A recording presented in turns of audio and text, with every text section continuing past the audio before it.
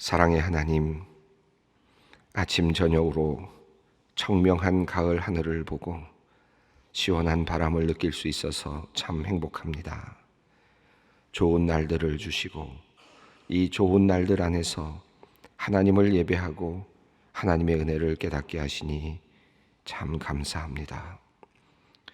우리를 자녀로 삼아주신 하나님 앞에 감히 나아갈 수 없는 우리를 먼저 사랑해 주시고 하나님과 동행할 수 있는 은혜를 베풀어 주셨습니다. 이 은혜를 기억하며 하나님께서 선물로 주신 이 또 다른 하루를 하나님이 기뻐하시는 모습으로 살아가기를 간절히 원합니다. 곁에 있는 이들을 더욱 사랑하고 가정과 학교와 직장 등에서 맡은 역할을 성실히 수행하며 무엇보다도 하나님의 자녀로서 정직함과 거룩함을 잃지 않게 하여 주시옵소서. 하나님, 신앙인으로서 우리의 모습을 돌아봅니다. 하나님을 알고 믿게 된 것이 얼마나 복된 일인지 깨닫고서도 받은 은혜의 가치를 잊고 살 때가 많았습니다. 주님의 능력을 찬양하며 삶의 변화를 다짐하고 결단하지만 실제 삶 속에서는 주님과 상관없이 살아갈 때가 많았음을 고백합니다. 하나님, 마땅히 가져야 할 태도를 알면서도 나태함과 이기심으로 삶이 무너져 내릴 때가 많았습니다.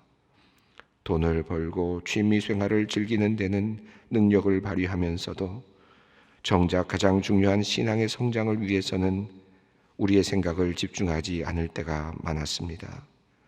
하나님, 우리의 삶을 잘 정돈케 하시고 삶의 우선순위를 바르게 세우게 하여 주시옵소서.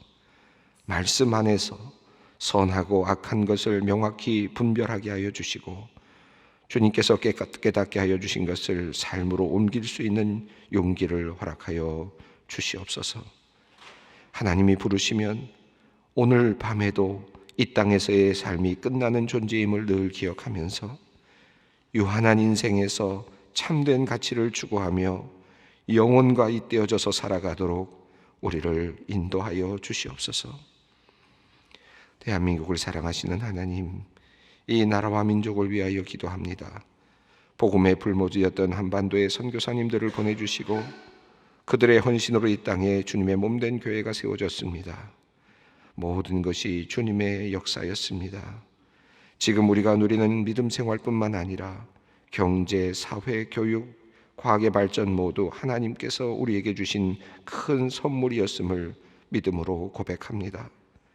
그러나 주님, 최근 여러 가지로 불안과 염려, 두려움이 가득합니다. 아무것도 예측할 수 없는 상황 속에서 누군가를 비난하고 저주하는 소리들이 커져가고 있습니다.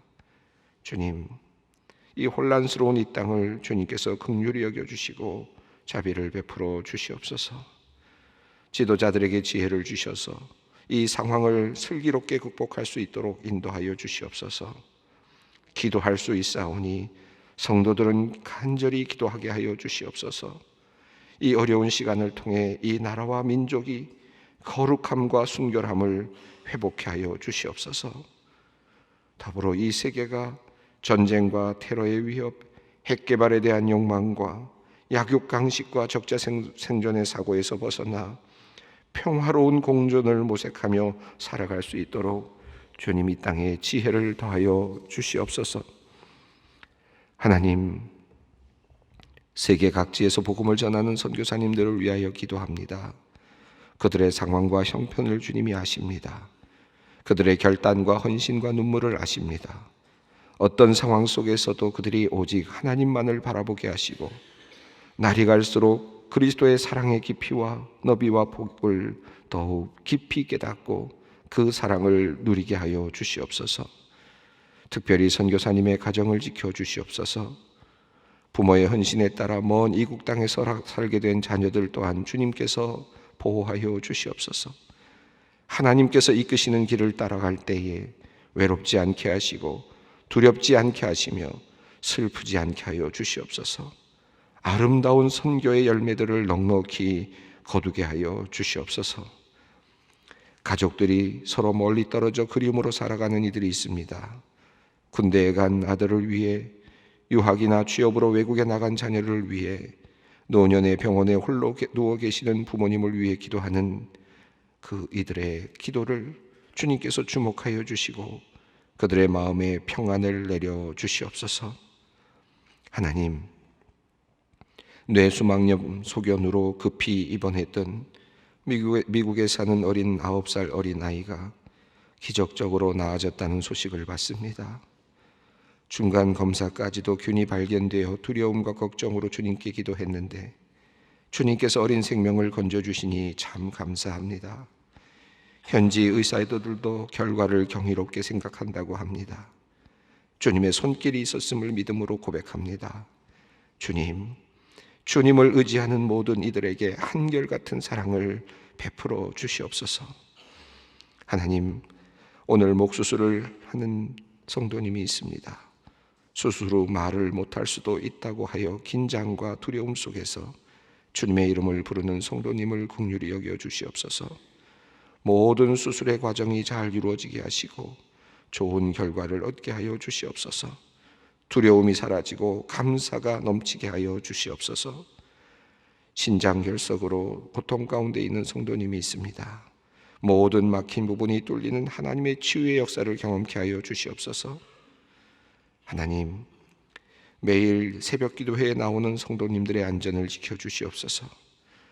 얼마 전 새벽 기도를 마치고 귀가하다 넘어져 골절상을 당하신 집사님이 회복이 빠르게 해주시기를 간절히 기도합니다. 병상에서도 새벽 기도를 사모하며 빨리 교회에 나오기를 원하는 그의 소원을 주님께서 들어 응답하여 주시옵소서. 이제 하나님의 말씀을 듣습니다. 목마른 사슴이 마실 물을 찾듯 우리가 간절한 마음으로 말씀 앞에 나왔습니다. 주님의 말씀 들을 때 우리 마음이 새로워지게 하여 주시옵소서. 그리하여 세상 속에서 살아가지만 세상의 유혹에 넘어가지 않고 세상이 감당할 수 없는 믿음의 사람으로 견고케 하여 주시옵소서. 이 모든 말씀 우리 주 예수 그리스도의 이름으로 기도드리옵나이다.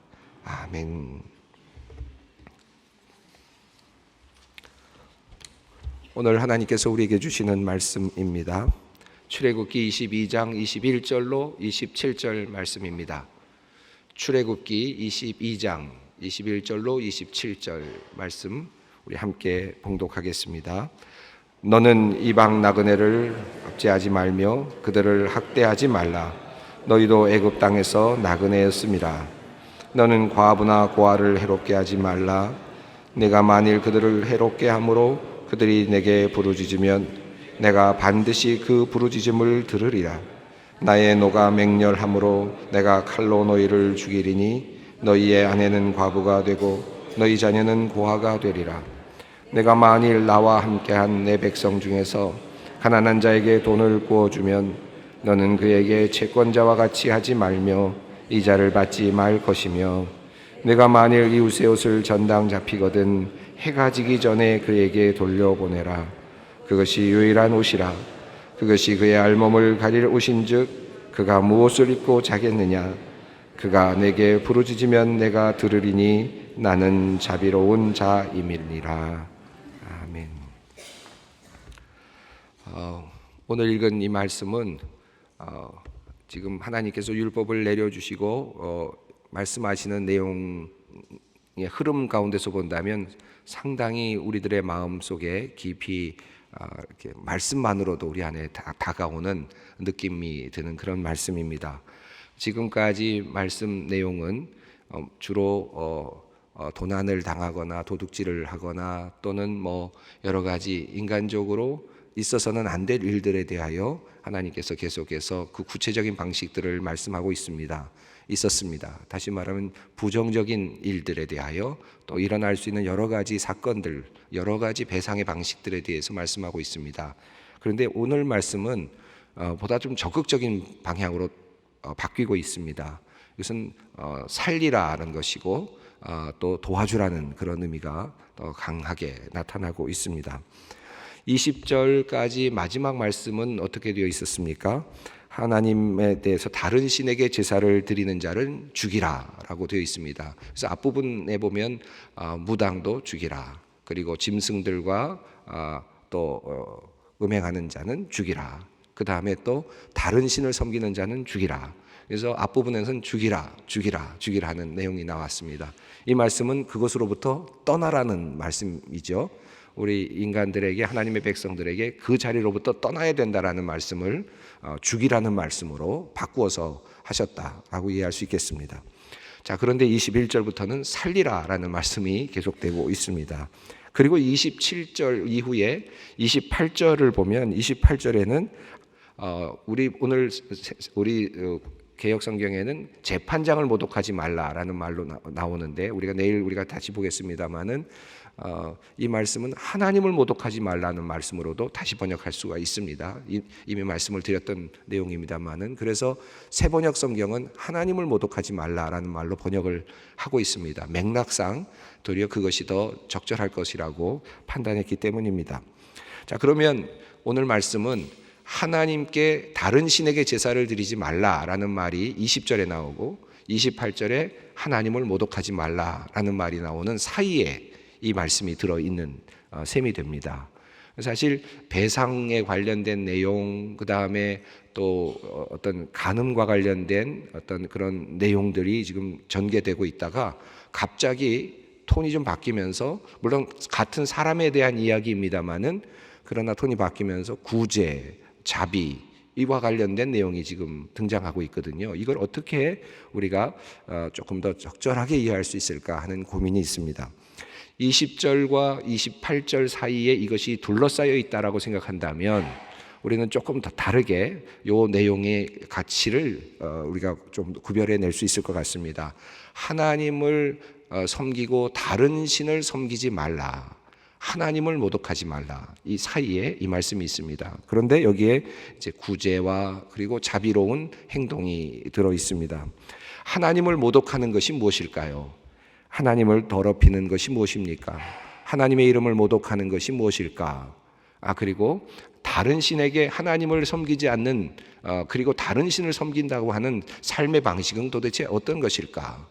라는 질문을 가지고 만약에 오늘 본문을 읽게 된다면, 하나님의 형상으로 지어진 하나님의 작품인, 하나님의 자녀인, 하나님의 백성인 인간을 그가 약하다는 이유로 학대하거나 그가 약하다는 이유로 그를 핍박하거나 하는 것은 하나님을 모독하는 것이다.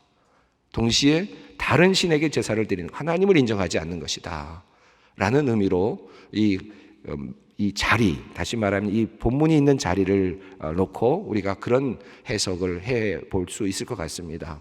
하나님을 우리가 섬긴다고 하면서 하나님의 형상으로 지어지고 하나님의 뜻 가운데 세워진 사람들, 그들이 비록 가난할 수도 있고 과부일 수도 있고 어려운 사람일 수도 있고 외국인일 수도 있지만, 그러나 하나님의 형상으로 지음을 받은 하나님의 뜻대로 세워진 사람들을 우리가 압제하거나 멸시하거나 그를 핍박한다면 그것은 동시에 도리어 하나님 자신을 도리어 모독하는 일이고, 그것을 만드신 그분을 도리어 그분의 명예에 도리어 도전하는 것이다, 이렇게 이해할 수 있을 것 같습니다. 우선 그러한 큰 맥락을 잡고 오늘 21절부터 27절에 나온 구체적인 내용들을 살펴보겠습니다. 21절은 외국인들, 이방인들을 향한 하나님의 말씀입니다. 21절을 읽어보겠습니다. 너는 이방 나그네를 압제하지 말며 그들을 학대하지 말라. 너희도 애굽 땅에서 나그네였음이라. 이방 나그네라는 말은 외국인들을 말하는 거죠. 우리가 지난 주일 말씀을 나누면서 우리 룻에 대한 이야기를 했습니다만, 룻도 외국인이었죠. 그 룻이라고 하는 외국 이방 여인이 다윗의 가문의 족보에 들어가는 기가 막힌 하나님의 역사가 있었습니다. 이런 이 내용이 지금 오늘 이 21절 말씀도 같은 맥락입니다. 이방 나그네를 압제하지 말며 그랬습니다. 외국인 나그네. 사실은요, 여기 두 큰 약자의 그 표징이 있습니다. 외국인이다라는 말 자체가 벌써 우리와 다르기 때문에 당연히 차별을 받을 수 있고, 동시에 나그네라는 말은 엄청난 당시로서는 어마어마한 약자를 의미합니다. 그렇지 않겠습니까? 요즘같이 치안이 잘 발전되어 있는 때에는 어디로 움직이는 것이 그다지 어렵지 않을 수 있습니다만은 고대 근동에 또 어느 누구도 보호해 줄 수 없는 그런 곳에 여기저기에 뭐 산적들이라든지 도둑들이 창궐하는 그런 곳에서 가난한 자들이 많고 여러 가지 법이 제대로 발휘되지 않고 보호되지 않는 그런 상황 속에서 어느 지역에서 어느 지역으로 이동을 한다라는 것은 함께 무리가 되어서 무리지어서 움직이지 않는 한 사실은 언제든지 죽을 수 있는, 언제든지 살해당할 수 있고 언제든지 모든 것을 이룰 수 있는 위험한 도전입니다. 그러니까 나그네가 된다는 것 자체가 이미 벌써 버려졌다는 의미고 죽음으로 내몰렸다라는 뜻이기도 합니다. 근데 여기 보면 이방인 나그네, 상당히 지금 여러 면에서 약자인 상태입니다. 이방 나그네. 근데 이런 사람들을 우리가 만나게 되면 그분들을 압제하고 학대할 수 있다는 거죠. 지금 하나님께서 말씀하시기를 이방 나그네, 약한 자, 그리고 아무런 힘을 쓸 수 없는 그런 사람들을 압제하거나 학대하지 말라. 요즘 말로 말하면 혐오하지 말라라는 말이겠죠. 그들을 혐오하거나 그들을 따돌림을 당하게 하거나 또는 그로부터 어떤 무리한 어떤 희생을 요구하거나 하는 것들을 하지 말라. 이유가 있습니다. 그 이유는 너희도 애굽 땅에서 나그네였음이라. 너희도 그랬다라는 사실. 입장을 바꾸어 놓고 생각해야 한다. 항상 약자들을 생각할 때는 오늘 21절부터 27절까지 맥락의 흐름에서 가장 크게 도도하게 흘러가고 있는 것은 한마디로 말하면 입장을 바꿔놓고 생각하는 법을 배우라는 것입니다. 여기 보면 너희도 애굽 땅에서 나그네였다. 너희가 애굽 땅에서 나그네였듯이 너희도 이방인 나그네였듯이 그렇게 될 수 있듯이 앞으로도 그러므로 이방인 나그네를 압제하지 말고 학대하지 말라라는 말씀입니다. 이참에 잠깐 말씀을 드리면 우리나라에 지금 외국인 노동자들이 상당히 많이 있죠. 그리고 아마 이곳에 계시는 우리 성도님들 중에서도 그러한 분들과 함께 기업을 이루어 가시는 분들도 꽤 있으실 거라고 생각합니다. 그럴 때 우리가 그분들을 어떻게 대할 것인가 하는 것은 굉장히 중요합니다. 특별히 우리 그리스도인들로서 어떻게 그들을 대할 것인가 매우 중요합니다.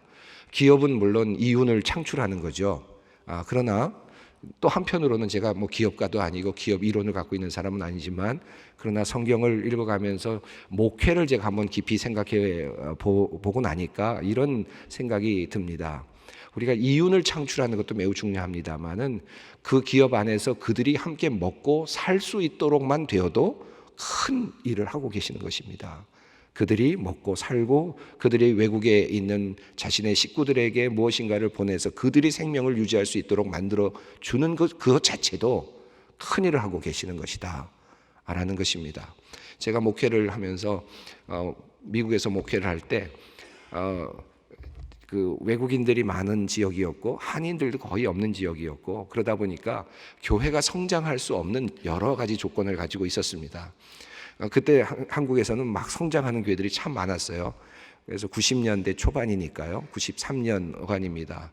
그때 제가 많이 고민을 했습니다. 나는 이 부족한 사람이구나. 아무리 해도 여기는 교인이 늘어날 수 있는 상황이 아닌 거예요. 그럼에도 불구하고 보스턴 멀리서 그 지역까지 내려오는 학생들이 많아서 학생들이 많이 부흥을 했습니다. 그것도 기적이었습니다만은 그러나 이것이 큰 교회가 되거나 영향력이 있는 교회가 될 수는 없겠더라고요. 그러면서 제가 그때 많은 고민을 했습니다. 도대체 목회가 뭘까? 그런 생각을 깊이 많이 했는데 그러면서 제가 얻은 결론은 이것이었습니다.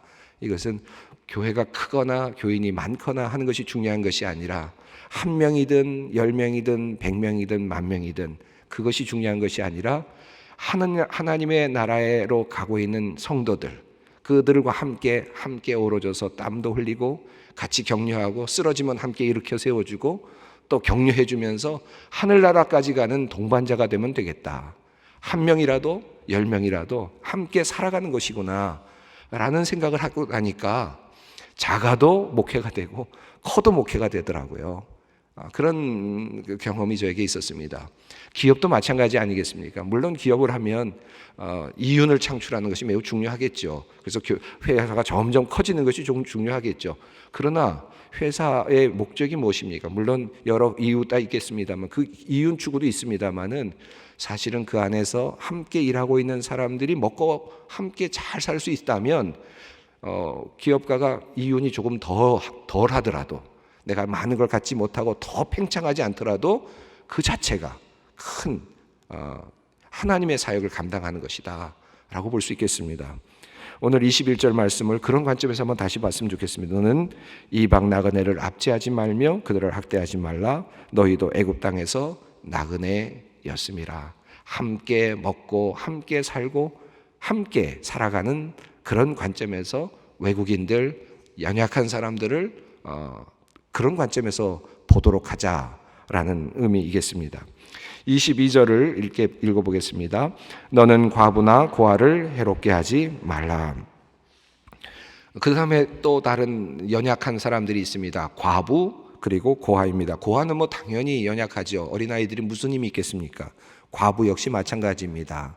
과부가 되는 순간 모든 생명을 이어갈 수 있는 수단은 거의 사라지는 것이죠. 많은 재물이 있거나 살아갈 만한 어떤 수단이 있는 사람들은 좀 다를 수 있겠습니다. 여기서 말하는 이 과부는 알마나라고 하는 그런 단어로 사용되고 있는데 이것은 비참한 과부들, 재정적으로 지원을 받을 수 없는, 법적으로 받을 어떤 보호를 받을 수 없는 그런 과부를 의미합니다. 생계가 막막한 사람들, 이런 사람들을 해롭게 하지 말라. 그분을 도와주지는 못할 망정 도리어 해롭게 하는 일을 하지 말라는 것입니다. 이유와 그리고 하나님께서 말씀하시는 내용 23절과 24절에 나옵니다. 한번 읽어봅니다. 내가 만일 그들을 해롭게 함으로 그들이 내게 부르짖으면 내가 반드시 그 부르짖음을 들으리라. 나의 노가 맹렬함으로 내가 칼로 너희를 죽이리니 너희의 아내는 과부가 되고 너희 자녀는 고아가 되리라. 무서운 말씀이죠. 이 말씀은 하나님께서 우리를 그렇게 하지 않는 사람을 고아로 만들고 과부로 만들겠다라는 말씀처럼 보일 수 있습니다만은 말씀 그 자체로라면 그러나 하나님께서 하시는 이 말씀의 의도가 보이지 않습니까? 이 말씀 뭡니까? 뒤바꿔놓고 생각하라는 것입니다. 그렇죠? 바꿔놓고 입장을 바꿔놓고 한번 생각해봐라. 네가 고아가 됐다면, 너의 자녀가 과부가 됐다면, 내 자녀가 고아가 됐다면, 내가 과부가 됐다면 어떻게 되겠느냐? 그런 관점에서 다시 과부를 봐라. 연약한 과부를 보고 그리고 연약한 고아를 돌아보아라 라고 하는 것입니다. 그러면서 하나님께서 하시는 말씀이 그들의 부르짖음을 내가 23절 보면 반드시 그 부르짖음을 들으리라. 하나님께서 그들의 부르짖음과 원통함과 억울함의 소원을 하나님께서 들으신다라는 사실을 꼭 기억하시기 바랍니다. 여러분 기도할 때마다 누구의 기도가 잘 하나님께 올려지고 누구의 기도가 하나님의 응답을 잘 받을까요? 여러 가지가 있겠죠. 뭐 하나만 다 얘기할 수는 없겠습니다. 갈급한 사람들의 기도, 또 갈급한 부모의 기도, 가족의 기도, 하나님께서 응답하시는 중요한 요건들이라고 저는 생각합니다. 어떤 분들은 뭐 성직자의 기도가 굉장히 중요할 거라고 생각해서 목회자들에게 기도를 부탁하기도 합니다. 그런데 제가 볼 때 오늘 본문 속에 보면 가난한 자가 드리는 기도 하나님이 응답하신다는 겁니다. 어려움에 처한 자, 연약한 자가 주님께 드리는 이 기도 하나님이 들으신다는 겁니다. 반드시 들으신다라고 지금 말씀하고 있습니다. 그러니 이 가난한 자, 불행한 사람이 하나님께 억울함을 토로했을 때 그 하나님의 행동이 어떠하겠습니까? 그들을 억울하게 하고 그들을 원통하게 한다면 그 결과는 우리에게 올 수밖에 없는 것이죠. 하나님이 들으시니까. 이걸 거꾸로 바꿔 한번 보겠습니다. 내가 과부에게 또는 고아에게 너무나도 깊은 사랑을 베풀어서 그들이 감동하고 감사함으로 하나님께 하나님 제가 갚을 길이 없습니다. 저분들을 하나님께서 갚아주십시오. 저분들에게 은혜를 내려주십시오. 제가 저들을 통해서 삶을 살아내고 있습니다라고 하나님께 기도한다면 그 기도가 응답되는 거 아니겠습니까? 얼마나 멋진 좋은 방식입니까? 우리가 복 받는, 가난한 자들의 기도를 통해서 우리가 복을 받을 수 있는 것처럼 좋은 일이 어디 있겠습니까? 그런 관점에서 우리가 이 본문을 다시 한번 보았으면 좋겠습니다. 시간이 많이 갔네요. 24절까지 우선 보겠습니다. 우리 한번 22절, 23절, 24절을 다시 읽어보겠습니다. 너는 과부나 고아를 해롭게 하지 말라. 내가 만일 그들을 해롭게 함으로 그들이 내게 부르짖으면 내가 반드시 그 부르짖음을 들으리라. 나의 노가 맹렬함으로 내가 칼로 너희를 죽이리니 너희의 아내는 과부가 되고 너희는 자녀는 고아가 되리라. 입장을 바꿔놓고 생각하자. 그리고 힘없는 자들과 함께 살아가는 사회, 그리고 그들과 함께 기쁨으로 사회를 만들어가는 그런 모습을 우리가 오늘 결단할 수 있었으면 좋겠습니다. 내가 반드시 그들의 부르짖음을 들으리라. 이 말씀을 생각하면서 두려워하시고 동시에 이 말씀을 붙잡고 또 다른 하나님의 복을 받는 길을 모색할 수 있는 오늘이 되었으면 좋겠습니다. 기도하겠습니다.